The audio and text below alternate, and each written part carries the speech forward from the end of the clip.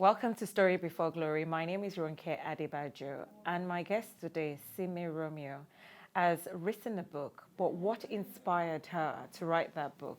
We'll find out more as we hear her story. Welcome, Simi Romeo. Hello. Lovely to have you here. Thank you so much Love for the having smile. me. Right, okay. Like I said to you, we cannot start without mentioning that name. Romeo.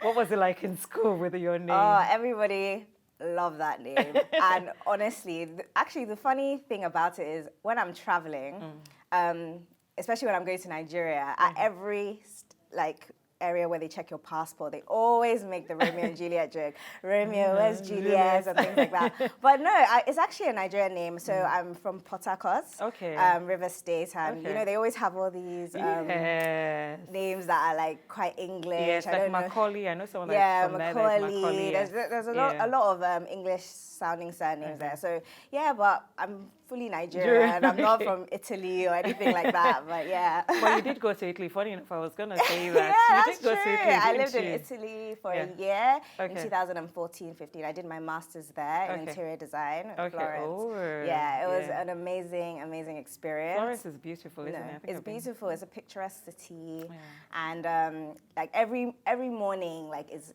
inspirational because you're just surrounded by all these old buildings, amazing architecture, and yeah, it was an amazing experience, and I wouldn't change it for the world. Good, excellent. And what has life been for you as an interior decor? Is that what you do? Yeah, so I'm an interior architect designer. It's been amazing. So funny enough, I studied architectural design and technology in Coventry University, so in England, as my undergrad.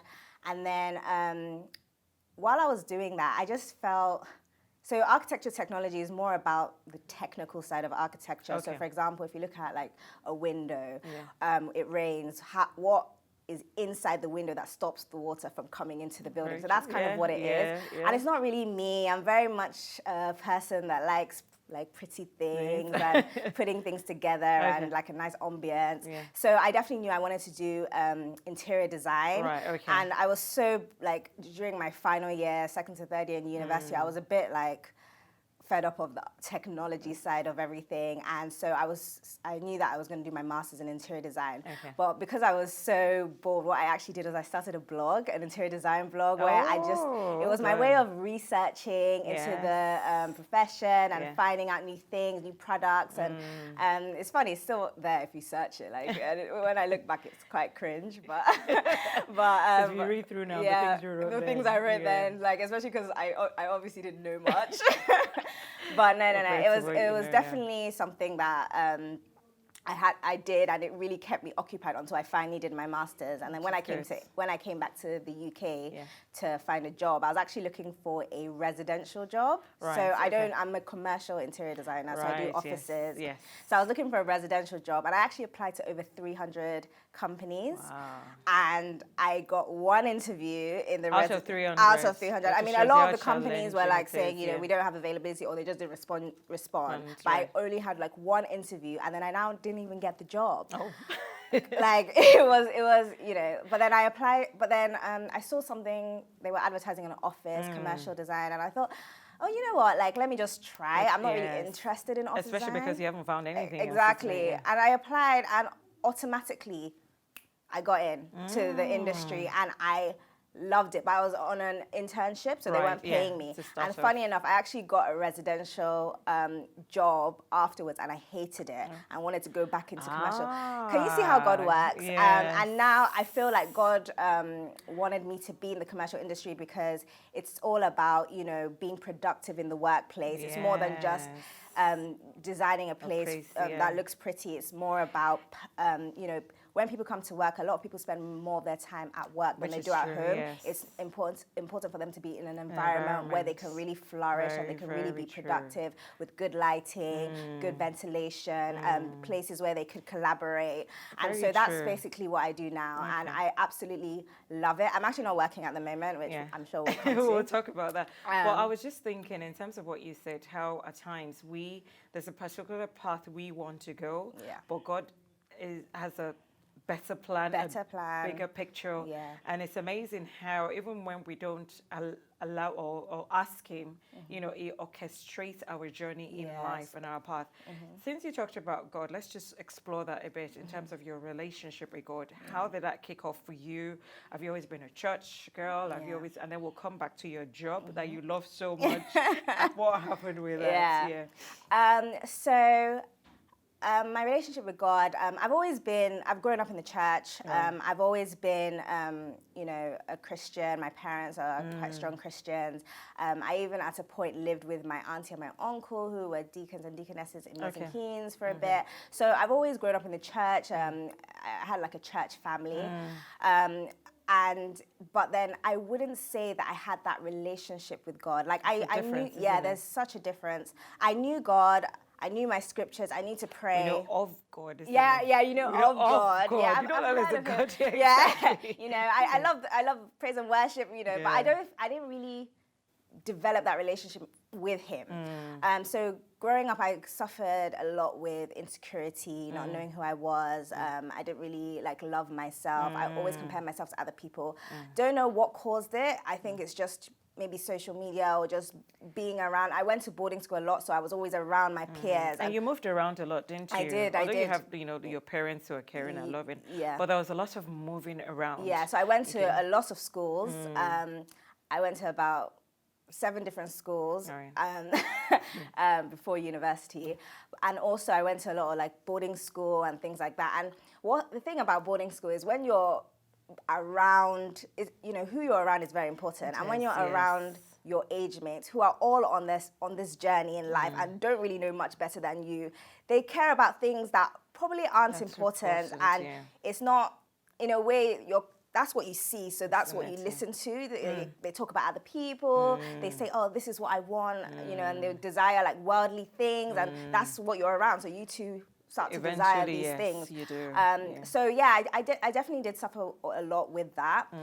But what I love is. But looking at it, if you think about it, going to 7 schools, so you really didn't have any form of stability in those early years. And thinking about it, even friends that I know that were maybe children of ambassadors that were moving around then in that age, they always found it very difficult to settle, because building relationships, because once you start building a relationship, you get uprooted, then you have to start a relationship.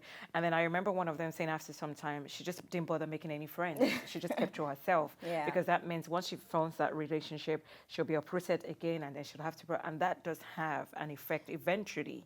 On do you know, you're so right, because at the time I didn't mind it. I loved it. I loved making new friends. I'm that type of person.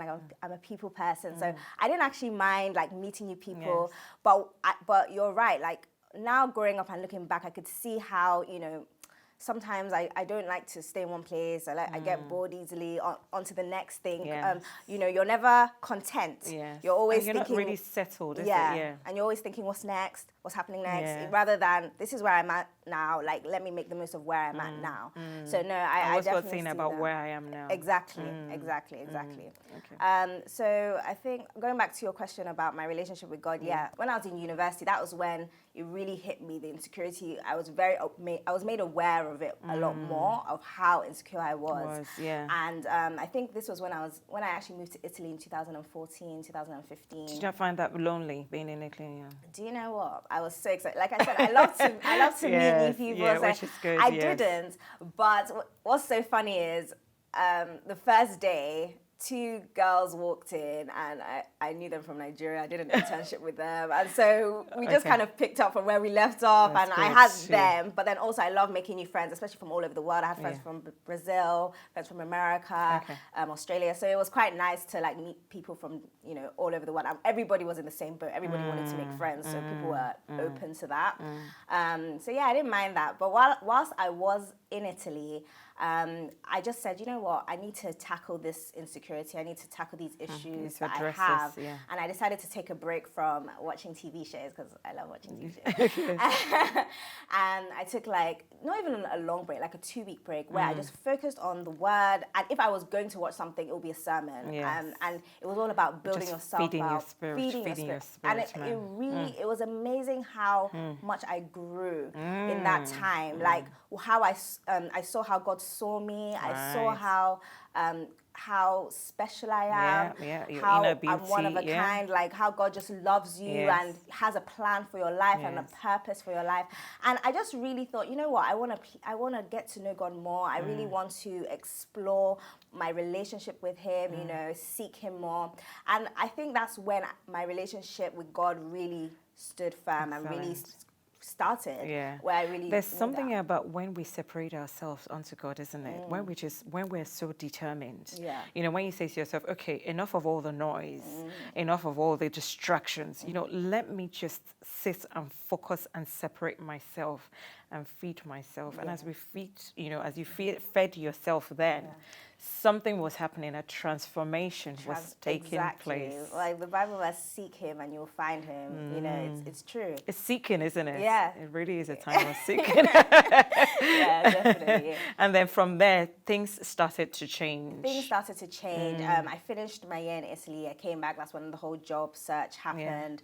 And then I started going to a church called Jesus House. Okay. I had gone before, but that's when I really said, you know what, I'm going to delve into Jesus House more. It's quite a big church, and you know, it's easy to get lost in a large church. So I thought, you know what, I need to start getting involved, meeting people, because I needed to be around like-minded people as well, just to help me on my journey. That's correct. So I started getting involved in different things, children's church, etc. And they were one time in the announcements, they were promoting something called the Esther's Mentoring Scheme. Right. So this is basically for women ages 18 and above. Okay. And it just takes you on a journey to discovering your worth, your strength, and your purpose. Wow. And I love your worth, your strength, and your purpose. And your purpose, wow. yes. Wow. And I thought, it's something I would like to do. So I applied, but the time I had applied, it was full. Okay. So I just kind of left it, and, you know, about 6 months later, they were having a new session, and they basically contacted me because I don't think I even saw the announcement. So they came to me, and it was at the right time. And I thought, okay, let me go. I didn't really know what to expect, but I went one Tuesday, because it was every Tuesday evening. I went after work one day, and there were all these lovely aunties, like maybe women in their early 30s as well. Okay. And they were just really smiley, like, oh, welcome. And I was just like, okay, what is this? And there were some other girls there, and we all just sat down, and they were just like, we're taking you on your journey. This is just to discover your purpose. And at the end, you know, you have the choice of getting a mentor for life, or on whatever you want to use your mentor Had you ever had a mentor before then? So I actually did, but I didn't call her a mentor. Right. So I just had a lot of people in my life that I went to for advice, and that really helped me on my walk. Like, you know, first of all, obviously my mom, and then I have my a lot of aunties and godmothers and things like that. So I did, but no one that, you know, that didn't know me, that I have to develop a relationship, which is so different. And be accountable to in a way, because sometimes you don't really want to tell, like, your mom about certain things, but, you know, someone that, you know, you don't know is quite exciting. So we went on this journey, and I thought, you know, I had already gone through that journey of loving myself, knowing myself. So I thought, you know, I know that already, it's fine. Like, I don't really need to kind of go through this. But it's weird how, you know, more emotions that maybe I had suppressed in the past started coming up, you know, about, you know, your value and how God sees you, and, you know, resilience. When you go through tough times, you know, you bounce back, and how do you do that? How do you do that exactly in Christ? Exactly. You know. And how your potential is limitless, and there's so much more. Like, your purpose isn't just about your career. Your purpose is about even just the way you look, you know, the way you speak, what you like to do. Like, it has, you know, it's all to do with how God made you. God didn't just make you physically; He made who you are.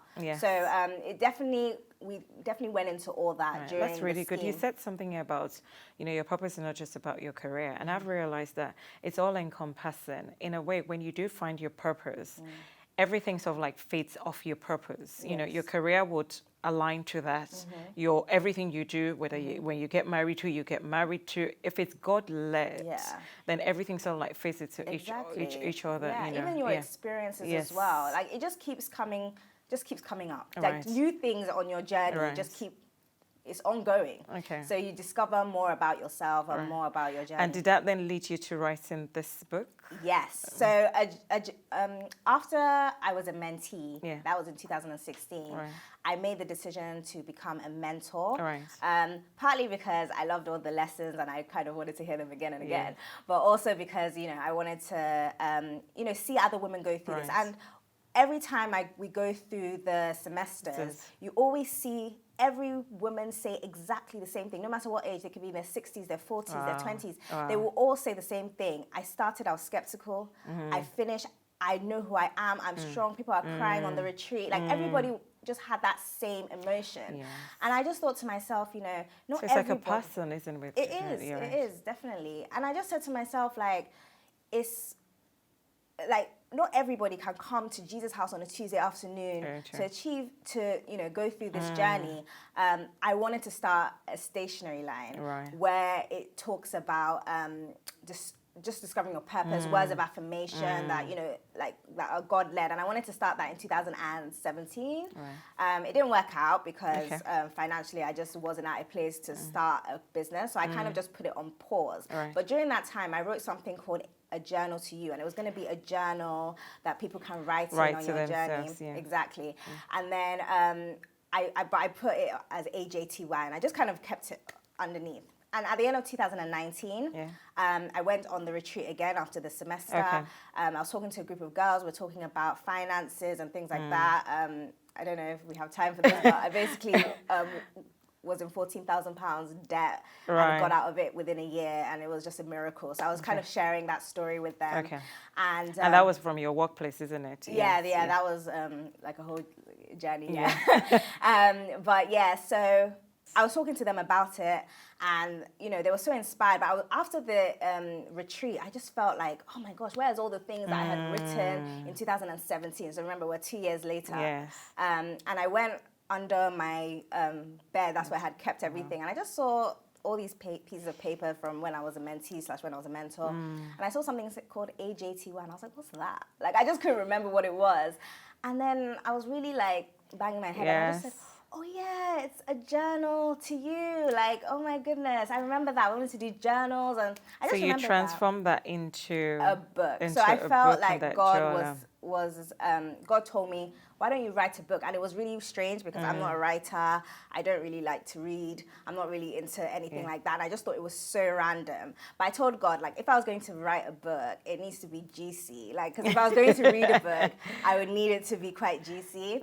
So I thought, you know, why don't I write a story? So when you wrote your book, your target was to...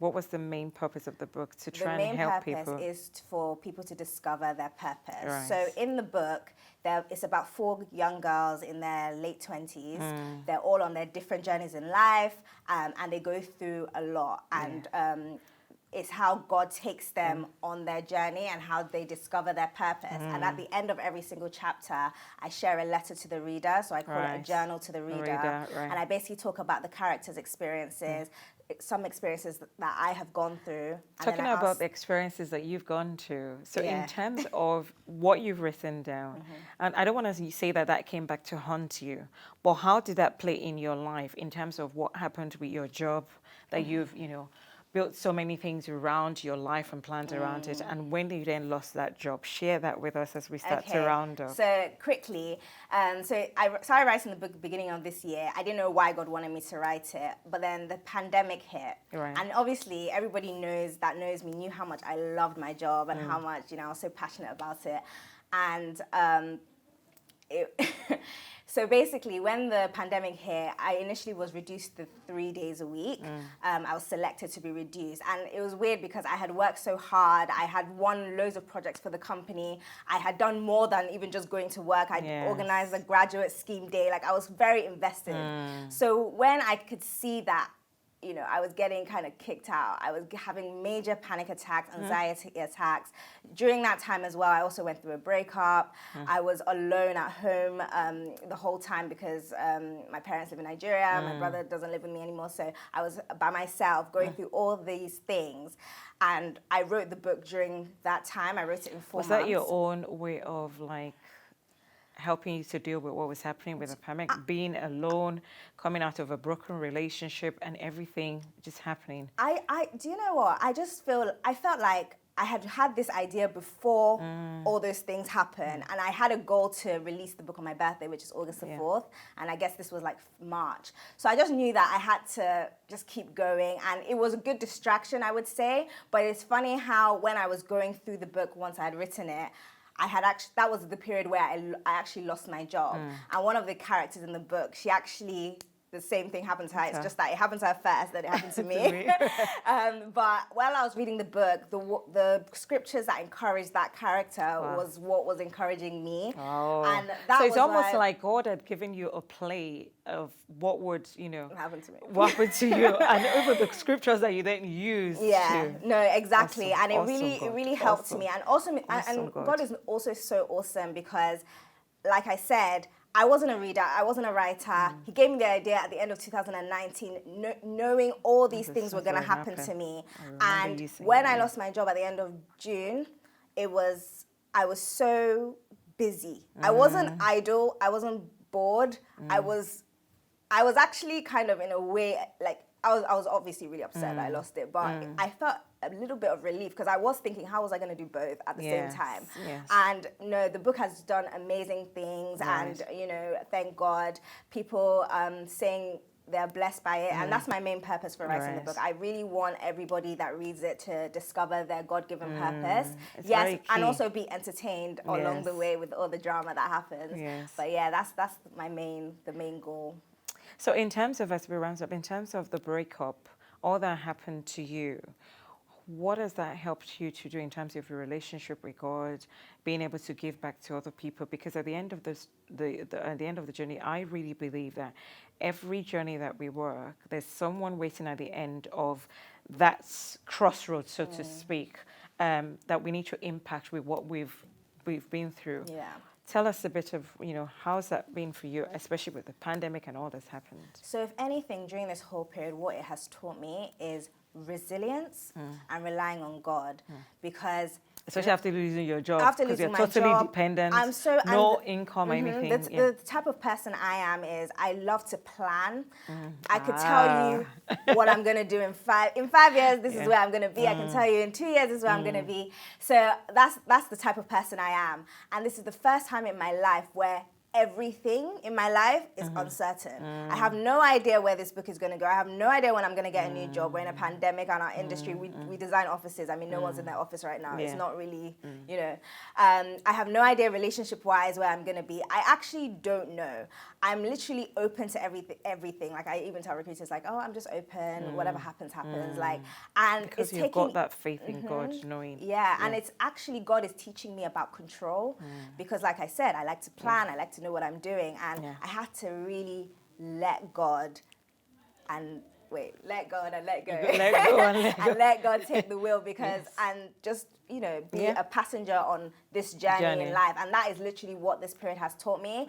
And I can't lie, there are days that are hard. There are days that I'll cry. There are days when there are opportunities. Yes. And then the opportunities are there, and I'm really positive, and then they just go, and I'm just heartbroken. Like, God, have I not been through enough? And those days are really, really hard.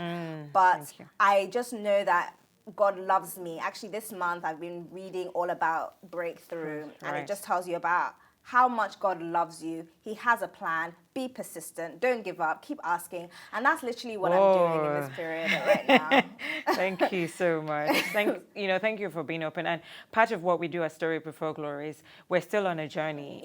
We're not here to say, yes, it's perfect, but we know that letting go and letting God makes everything beautiful, like God will do in his own time. Thank you so much for being Thank you so much for being so real, so open, and being honest. We so appreciate you being here. Thank you.